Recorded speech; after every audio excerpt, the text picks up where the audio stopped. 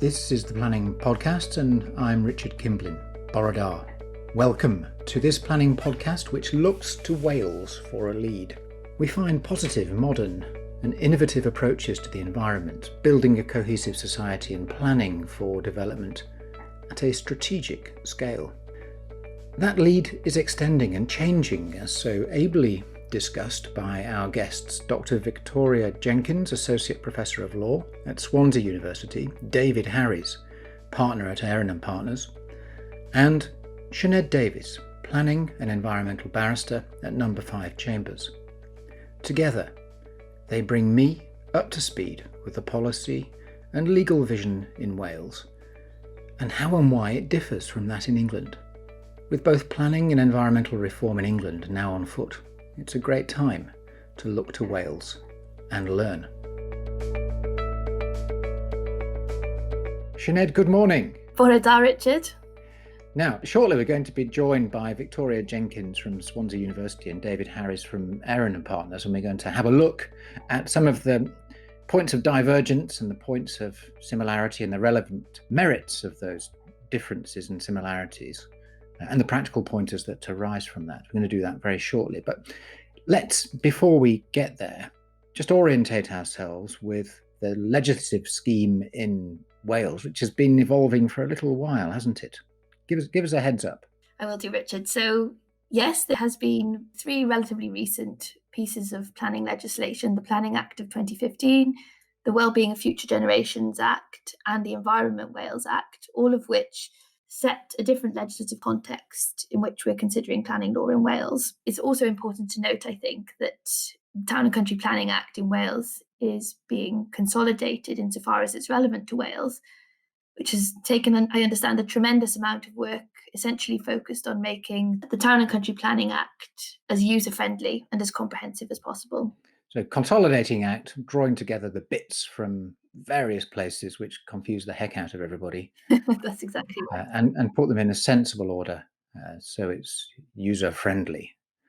I see.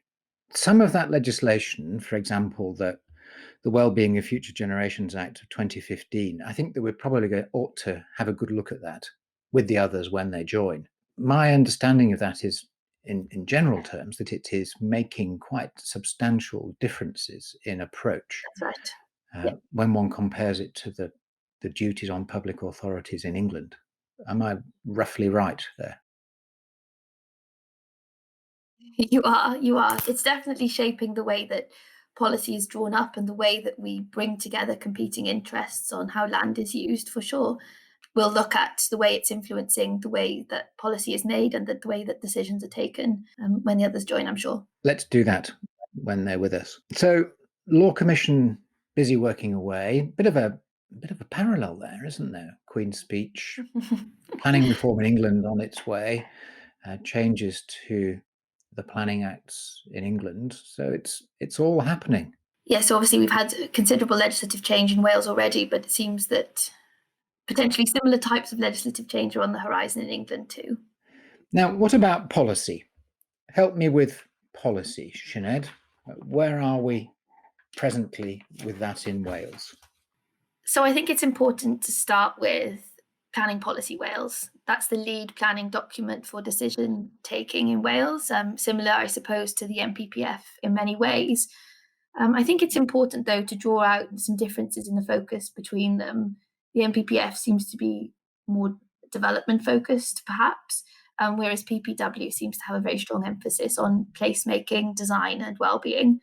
It's not just about design, but putting the right kinds of development in the right places. There's also the National Development Framework for Wales, and that focuses on the way that Wales should be divided, where development should be focused. And again, placemaking seems to feature heavily in that document too, both in terms of how, for example, development should be focused around transport infrastructure, where we should focus our efforts with regard to energy, and where housing should go. So the policy which underlies the text, the black letters of the policy, is in many ways quite different in focus and what the vision for land use planning is. That's right. It's very different indeed, Richard. Okay, well, that's been a helpful orientation. Let's see if we can dial in the others. Victoria, good morning to you in a valley not far from Swansea. Yes, so good morning, Borada. I'm in the Swansea Valley at the moment, and it's, I'd like to say it was a beautiful day, but it's not, it's raining, as usual, as per. And then let's head north. What do we find to the north, David? Well, we find, as ever, that the sun is shining in Cyfeilliog, just outside Ruthin, in beautiful Vale of Clwyd, Borada Pawb. And yeah, let's get started on this big subject. Let's get started on this big subject. Thank you very much to all of you. Sioned, what shall we tackle first in this enormous topic? You're right, Richard, it is a big topic, but I think it would be helpful for us to start with the basics, why we have an evolved Welsh legal and policy system, and perhaps whether there is, in fact, a pattern of divergence emerging between the Welsh system and the English system. Well, let's do that. Let's look for patterns. Where do you, Victoria, between you, think that we ought to kick off at this big topic? Well, the history goes back an awful long way.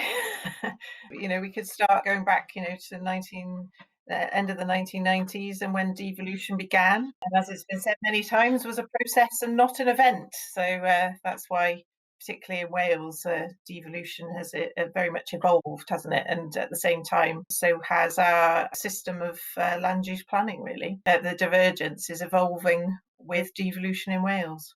I would agree with you there, Victoria. I think there have already been some significant products of that devolution too, particularly in the planning and environmental space. We have had the Planning Act, the Environment Wales Act, and of course, it's part of a wider sustainability agenda in Wales, where we've had, for example, the Wellbeing of Future Generations Act.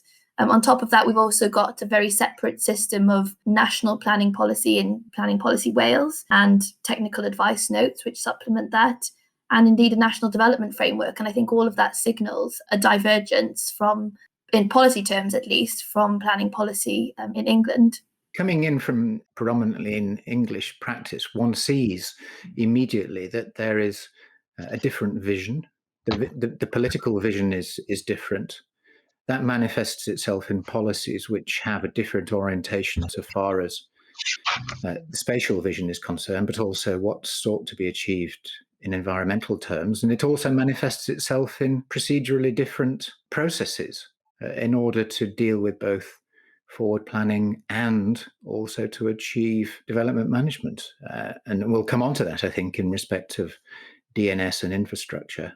Wherever you look, there are differences. I was just going to say, Richard, that I think it's a particularly important time to be considering this question, given the Queen's Speak and indeed the election in Wales. The context which Victoria mentioned is really important, but of course it has much deeper roots. From 1746 onwards, Wales was statutorily part of England, as was Berwick-upon-Tweed, under the Wales and Berwick Act of that year. There was no single piece of law applying only to Wales until sort of characteristically the Sunday Closing Act of 1881. Wales didn't have a capital city until 1955. Since then, with the Welsh Language Act in 1967 and the Government of Wales Act, particularly in 1998, of course, the trajectory in Wales has been very much one of separation, of distinction, and that process has accelerated from that very, very slow start in a sort of exponential curve. And we are seeing that now, and we're certainly having to get used to it, and practitioners outside of Wales are going to have to take notice of it. So I think the important thing to note about the sort of Welsh planning system is the very much broader context, and David's alluded to the history here in terms of Wales as developing as a separate nation. But because planning is, and certainly planning policy is so much influenced by that broader perspective in terms of the environment, economy, society, and culture, that is very different in Wales. The environment is very different in Wales, in terms of just the simple things like the fact that so much of Wales is uplands, so much of it is mountainous areas. All of that, is really significant. Then you have the economy and the history and, the fact that natural resources are so significant in Wales in terms of, if we think about mining and then moving forward in terms of renewable energy and the importance of that in the development of the Welsh economy. So that's very different. And then, of course, society and the culture of Wales, that Wales is very much a nation. I'm not sure that it's always viewed as a kind of separate nation, but when you live here, it is very much a separate nation. The culture is very different to that in England. And of course, the Welsh language is really significant here. So it's a minority language. The recent figures say that 29% of people here are Welsh speakers. That denies the fact that the Welsh language is supported by many more people. Most of our Welsh language speakers are in schools, but their parents don't speak Welsh. But that doesn't mean to say that they don't support the Welsh language. They can be very significant supporters of the Welsh language. And the Welsh language, with the Welsh language, comes a whole kind of cultural society that you can only really connect with and be a part of if you do speak that language. And so there I'm thinking of the Eisteddfod movement and how you can then access some in some sort of greater depth and richer understanding of the literature and the poetry in Wales, etc. So I think all of that is really significant in understanding the development of planning policy here, which goes back long before devolution even, but has become more significant after it. And then also the fact that because there's such a strong connection with the environment here, I think there's been a much stronger connection in terms of the development of land use planning law alongside these really significant developments in terms of the Wellbeing of Future Generations Act and the Environment Act. And the Environment Act, I think the most significant thing there has been the framework for sustainable management of natural resources, which currently only underlines the operation of Natural Resources Wales, the Environment Agency in Wales. But there's quite a strong movement at the moment to actually roll that out and to underline all the work of public bodies in Wales through the principles of the sustainable management of natural resources. As a result of devolution, is planning and environment better in Wales?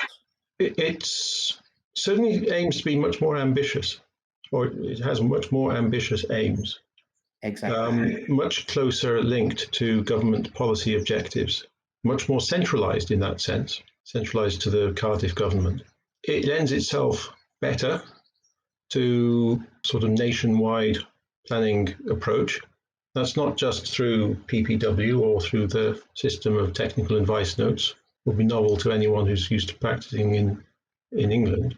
Through the ancillary legislation, the Wellbeing of Future Generations Act, the existence of commissioners like the Wellbeing of Future Generations Commissioner, the Welsh Language Commissioner, and so on. In particular, the National Development Framework, where you have a spatial policy aimed at directing development to particular locations, in particularly large infrastructure, and an infrastructure commission which is behind that and reporting on that on an annual basis. So it's a much more centrally planned, much less laissez-faire approach. And ultimately, it reflects the different political leadership in London and in Cardiff. Victoria, do you agree? Less laissez-faire, more focused?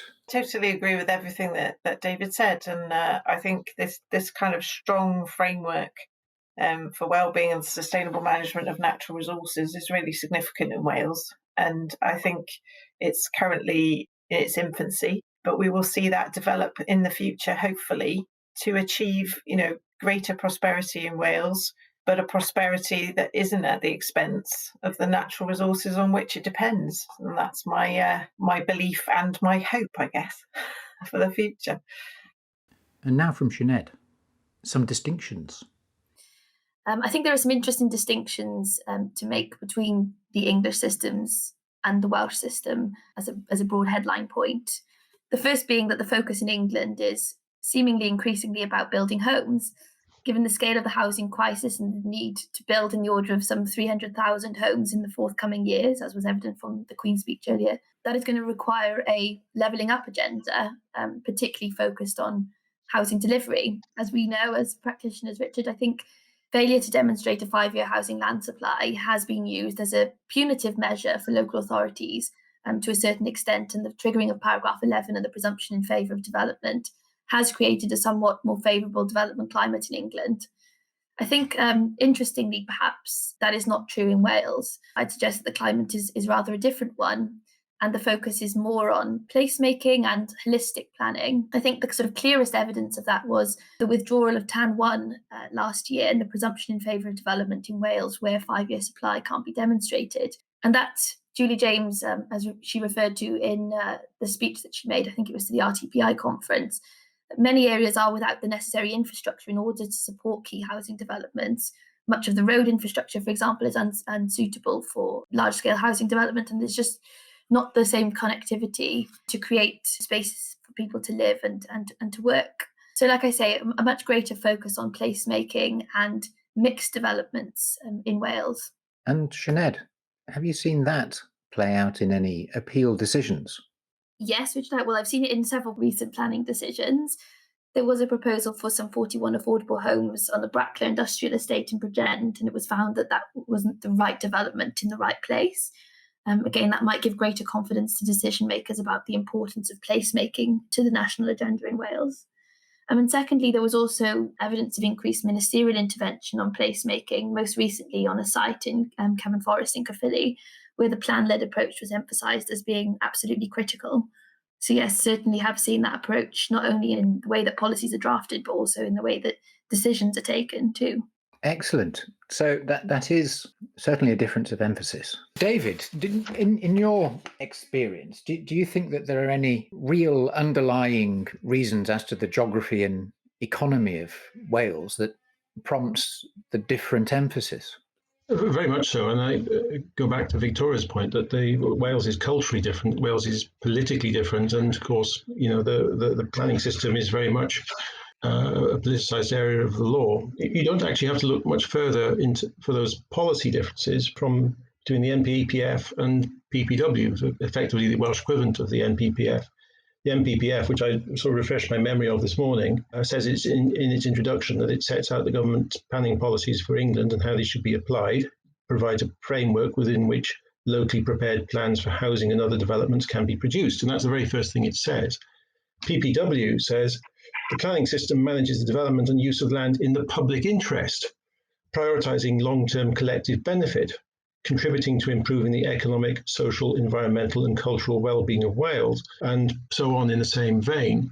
It is fundamentally a different approach. We'll come on to this, I expect, when we discuss social and economic drivers, but certainly the economy of Wales and the population of Wales has very different demands to the economy and population of England. It's not just reflected in those political statements, it is reflected in fact. So the population of Wales is relatively static, and in fact the ONS says that it's going to peak in 2023 and steadily gently fall from then on, which is not the case with the rest of the UK. House prices, the demand for housing, which is intense in large parts of England, is not nearly so intense in Wales, partly as a result of economic factors and partly as a result of the sort of legacy, principally I would say, of extractive industries, both in the north and south, of large volumes of relatively low-cost housing. So the average house price in the UK, current figures, is just shy of £240,000. In Wales, it's just shy of £180,000. In Blaenau Gwent, it is just on £93,000. That's the average house price. The legacy of economy of Wales going back into the 19th century is that there are large parts where there's it's not poverty, but relatively low income and associated low levels of house prices. There's not many places in Wales where you'll be more than 20 miles from what might be thought to be an affordable home, what might be actually housing which is worth less than the cost of building a house and acquiring a site in other places. It is very different pressures. They are expressed politically, but there are real practical factors behind that political expression. So crystallising those differences and going back to Sioned's introduction of the reference to the Queen's speech, that set of reforms is plainly driven by planning and housing.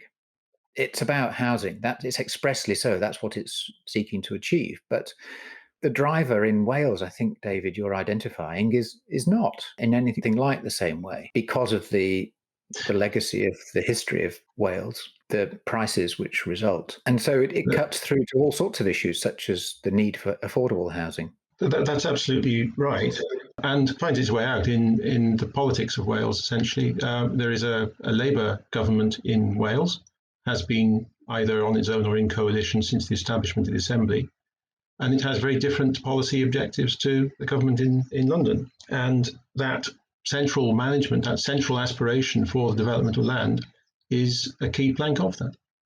Let's look at that in the context of what is sought to be achieved in Wales, and expressly so by reference to the Wellbeing of Future Generations Act of 2015, which has pretty broad principles expressed in a statute which seem to go right throughout social, economic and environmental issues. Compare and contrast to what's highlighted by Sioned as being the thrust of planning policy being developed by reference principally to housing need. Is there a real difference in approach to planning policy as between England and Wales for that reason? So if I come in here, I think the notion of well-being is central to planning, and it's very significant to land use planning in Wales. So when the Wellbeing of Future Generations Act was developed, it was developed alongside the Environment Act, which set up the system of sustainable management of natural resources for Natural Resources Wales. And it was also set up alongside the Planning Act of 2015. So we had this kind of trilogy of legislation, and it was developed at the same time. It went through the Assembly, in stages, but more or less, one after the other.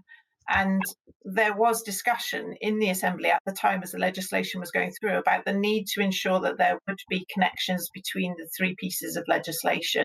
And the Wellbeing of Future Generations Act then sits above, if you like, and really sets the structure for the way that all public authorities in Wales operate, including planning authorities.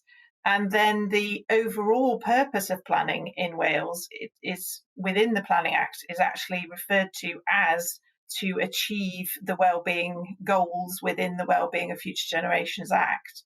So we really focus on the connections between economic, social, environmental and cultural well-being. That is really the very clear focus of the Wellbeing of Future Generations Act, and that applies across all the work of all public authorities in Wales. But as I've said, it's quite significant in terms of its impact on land use planning, because there's also that connection with the overall purpose of planning in Wales being connected to the Wellbeing of Future Generations Act. And that was something that was thought to be really quite significant in the legislative framework as the legislation was going through the then Assembly. I'm going to introduce a note of dissent, which sort of reflects my position as a practitioner advising people how they can actually navigate the planning system in Wales in this respect. And Mrs. Justice Lambert was asked to judicially review a matter on the basis of its failure to comply with the Wellbeing of Future Generations Act. She said, "I don't find it arguable that the 2015 Act does more than prescribe a high-level duty which is deliberately vague, general and aspirational, and which applies to a class rather than individuals." And from the practitioner's point of view, that's absolutely right. It is strange, and to someone who is familiar with London developed law, rather alien to see what are effectively policy objectives wrapped up in a statute. The issue that it gives is one of how do you comply. It sets out 7 aims, which are broadly speaking very positive: prosperous Wales, a resilient Wales, a healthier Wales, etc., but tremendously difficult to apply in practice. But apply them in practice you have to do. And any planning decision has to take into account the objectives of the Wellbeing of Future Generations Act. What I would cynically say it tends to lead to is paying lip service to these objectives, that any development can be cast as fulfilling the objectives, or at least achieving a balance of the objectives.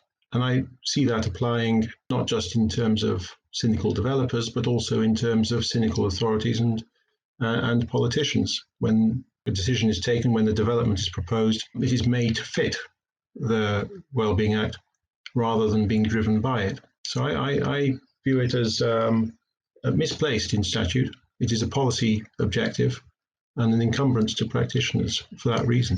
So apologies to Victoria. I've spent a long time thinking about how we change mindsets in relation to the notion of sustainable development, and well-being in Wales tries to encapsulate what I would consider to be sustainable development, which is about integrating social, environmental and economic concerns. And one of the key issues is about how you just change the mindset in relation to this. And I think the Wellbeing of Future Generations Act has had a really important effect in terms of changing the way that public bodies think in terms of the development of policy. And it is very difficult to then move that into, we have to then move that into the system of plans and programs and eventually into decision making. But that is a process, and we've started that process by changing the mindset amongst policymakers. And as we've said, planning policy in Wales reflects this sort of different approach in Wales. And we won't see individual decisions changing immediately. This is a process that's going to take some time, but I think we've started that process, and that's what's really important about this piece of legislation. It's about change management, effectively. And if you don't start, you're never going to finish, effectively. If we don't start this process at the policy level, then we're not going to see those changes in relation to individual planning applications. And you will see the cynicism there, but I think and I hope that will change over time. My reservations about the Wellbeing Act are based on the difficulty of implementing it in practice. For someone who is bringing forward a development, it can be used as a tool for uncertainty in the decision-making process. And that is a very negative thing from the point of view of encouraging development. The worst thing, in fact, for a developer is not the prospect of a development being refused, but of not knowing whether it can be refused. And that in itself results in development being reserved to those who are able to spread their portfolio so that it becomes a numbers game. They rely on some of them getting through. Or to those simply who have very deep pockets and are able to lose the investment of bringing the application forward. The introduction of policy in terms of trying to identify what you have to do in response to them, vague policy objectives into practical planning, has a discouraging effect to bringing forward the very planning which is needed to bring about the objectives of the policy. And I don't think that is taken into account in the balance. Trying to broker a piece of middle ground here between these two views, but perhaps what the system really envisages is the expression of those overarching aspirations in clear, certain development management policies, which are then applied consistently and with sufficient certainty for developers. The objective ought not to be applying the rather broad, vague and aspirational policies to particular developments. It's the distillation at the local level of the broad aspiration by reference to local circumstances, which is essential. And in the absence of good local forward planning, you end up with precisely the problem which David has. So we've got well-being of future generations being something which is plainly relevant when you're looking at decisions made by a public body, but it's also relevant to the making of policy. How do you see it playing out as between those two? Well, it seems that there are some differences between the way that the Act has been treated in policy making, where it appears to be the touchstone for how policy is made and developed in Wales. But it seems to have run into the considerable more difficulties, perhaps, with the way that decisions are taken for the reasons that David has explained. Now, Sioned, when we got together and discussed infrastructure, as between the four of us, we had a good look at some of the infrastructure projects that we're all familiar with in Wales. But before we get there, do you think that you'd be able to help us with the process for consenting of infrastructure in Wales, and perhaps how that differs from in England, and also the extent to which certain forms of infrastructure are welcome or perhaps less so? Mm-hmm. Could you help with that? Of course, I'll do my best, Richard. So, hurrah! Thank you. So in England, obviously, we have the Planning Act 2008 and the DCO system. Now, that essentially means that national policy statements are prepared and they make assessments not only about the need for particular types of infrastructure, but they also create a system of assessment, so how particular projects should come forward and should be consented. In Wales, though, there's been an arguable theme of increasing autonomy, again, with the impact of the Wales Act 2017 and the provisions that made for interim arrangements for consenting in Wales, and more recently with the establishment of the Wales Infrastructure Commission. Now, I think that's quite a significant difference between the systems, Richard, given that the Infrastructure Commission are tasked not only with looking at the question of need and what particular types of infrastructure are needed, but also looking at where those particular projects should go. And this isn't something that's new in Wales. We've, of course, had a history of spatial planning with regard to infrastructure. You'll remember TAN 8, for example. I remember TAN 8, yes. Days and weeks spent turning over TAN 8. Oh, really? Okay, so that was the technical advice note which focused on wind energy infrastructure. And that was significant, not only because it assessed need, like I say, but it actually said where wind energy should go in Wales, taking account of constraints. That arguably created a presumption in favour of particular types of project at the local level. So just as an aside, I think it's also important to note that Wales has wanted to lead in being a leader in the energy space in the UK at least, and has been very proactive in trying to decouple the planning regime from Westminster. And as far as I can see, that remains the objective. It is. So let's turn to some of the projects and hear what others have to say. There has been a sort of unnecessary level of uncertainty introduced into planning in Wales when it's come to large-scale projects because of the overlap of UK-wide planning regimes and Wales-specific planning regimes. I would say that this tension is still to be worked out. There's still a lot of progress to be made in it, and there's still a tremendous amount of overlapping legislation. So, for example, the Swansea Bay Tidal Lagoon was a DCO project under the UK Planning Act 2008. The Menter Môn offshore tidal array, which is currently going through the planning system, is a Transport and Works Act application as a result of the 2015 Wales Planning Act. The system introduced into Wales of developments of national significance has made substantial inroads into this. So you go back 10 years and most wind farms of any scale at least, were being developed under Planning Act 2008, or a bit prior to that, Section 36 of the Electricity Act. And now they are being done under the DNS regime locally within Wales, Development of National Significance, which applies to all onshore generation up to 350 megawatts, practically all. As I say, the situation remains somewhat unresolved. The introduction of Development of National Significance has certainly improved things from the point of view of developers, because essentially it keeps the regime predictable, it keeps it under one hat, and it is more straightforward to administer. You have the same burdens, essentially. You have to obviously overcome the same hurdles in terms of demonstrating that your development is one which should be permitted, but it is a more contained regime within which you need to bring it forward. Thanks, David. Yeah, I would agree with that. And I think that it's part of a general move of, again, increasing autonomy in Wales. Okay. Now, David, have you seen any impacts of the Wellbeing Act on infrastructure? The M4 Relief Road is a good example of one where maybe the constraints of it are resulting in decisions being taken which are not very popular. Environmentally significant decision, wasn't it? Yeah. And would never, that road would never have been stopped without that act, in my view. So, it does prove that it can work to actually highlight the significance of the environment instead of just constantly paying lip service to it, But no, it's a really important point, isn't it? Because the commissioner, it really did have a big impact, and that's what really persuaded the Welsh ministers. It's written large all over the decision. Yeah, when the Act was going through the Assembly again, there was a lot of discussion around, and I went to Legal Wales about this several times, and practicing lawyers would always say, oh well, it's not got enough teeth, and the Commissioner doesn't have enough teeth, but she brings things to light, doesn't she?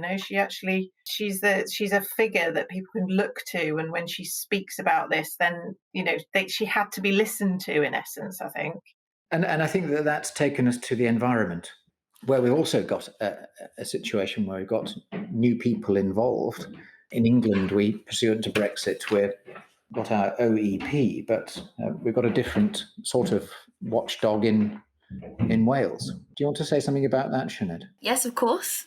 Thanks, Richard. I think it's quite an important time for environmental governance and legislation in Wales, particularly following Brexit. There was a report from the Environmental Governance and Stakeholder Group, which essentially considered this question and how we were going to deal with the regulatory gap, as it were, from leaving the EU. And I think that the responses and the endorsements, I should say, of the findings of that Environmental Governance Stakeholder Task Group was quite striking. They made a number of recommendations, most of which were accepted, those related to the need for the government to address the governance gaps, firstly, the acceptance of the 4 EU environmental law principles, polluter pays, prevention, precaution, and the like, a duty on the Welsh ministers to apply those principles in the development of policy and legislation. And the 5th recommendation, Richard, was the establishment of a commission for the environment independent from the Welsh government. And it'll be interesting to see how that evolves and develops alongside the Office for Environmental Protection, which has been developed across the border. An evolving difference. It will be interesting to see how that works out, because, of course, there is some resistance to the idea of having too many environmental regulators in one relatively small area, because you then end up with confusion at grassroots level as to who's controlling what. I think the same issue may well become evident in England, but whether it is more of an issue in Wales, I think is perhaps showing itself in some of the commentary on that topic. I was just going to say, I think it was quite important that we did have a separate environmental watchdog in Wales. There was a discussion about whether or not that responsibility should be placed with the Wellbeing of Future Generations Commissioner, but that is a very different role. And that is about balancing environmental concerns with social, economic and cultural concerns, whereas the environmental watchdog is going to have a very different role, mirroring that of the OEP, in terms of ensuring that we comply with environmental legislation. But of course, because environmental issues are devolved in Wales, it was quite important that we had a body at the Welsh level rather than being just part of a UK body. And in terms of the environmental principles, there needs to be a very different approach in Wales, because we have a lot of principles in legislation already. We have the principles for wellbeing, and we have the principles for the sustainable management of natural resources. So we're going to need to take a different approach here in Wales to those issues. And that, you've hit the nail on the head. How does one deal with the principles? And that's something else which the government's going to have to tangle with in respect of the English response. Principles being quite an important element of the Environment Bill, which is now going to find itself in its 3rd session of Parliament, with a view to finding its way eventually onto the statute book. But Wales has already been there. Well, there we go, Sioned. That is the context in which practitioners can take forward that which we've been provided with by the legislators and the government, and we can engage with it, that more coherent system in Wales. So there we are. It's made for us to go and use. That's been terrific. Thank you very much indeed, everybody, for tolerating my ignorance and educating me and bringing me up to speed with that which I should have been up to speed with much earlier. Thank you ever so much indeed for giving up the time and for giving the insight, which is really only available from those who are really intimately involved with it in the way that you are. Thank you very much. Thank you. That was the Planning Podcast from Wales. Next, a legal update. See you then. Goodbye.